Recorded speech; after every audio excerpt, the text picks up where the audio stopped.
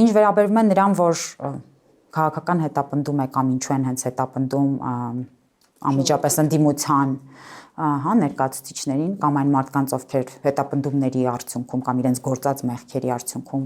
արագ որոշում են դառնալ ընդդիմություն,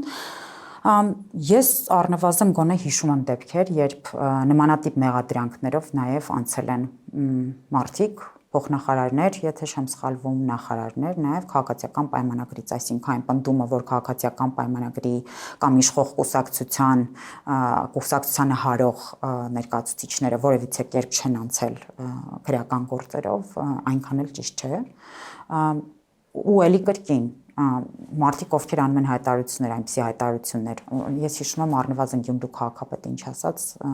եկեղեցու մասների երևի խոսքը, ասաց վերևում Աստված է, ներքևում Ռուսաստանի Դաշնությունը, թե Ռուսաստանը, Դաշնությունը եւ ինչ ֆիքսեց, նմանատիպ այլ բաներ։ Գիտեք, եթե նման հայտարարություններ են անում մարդիկ, բնական է, որ ուշադրության կենտրոնում կլինեն, բնական է նաեւ մնացած հայտարարությունների կոնտեքստում, որ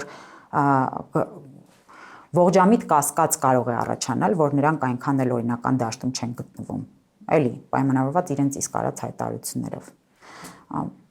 Իսկ որ կաշառքը կարող է որևիցե կերպ կաշառք վերցնողին որևիցե կերպ կարող են քաղաքական հետապնդվող, այսպես որակել, դա նոնսենս է,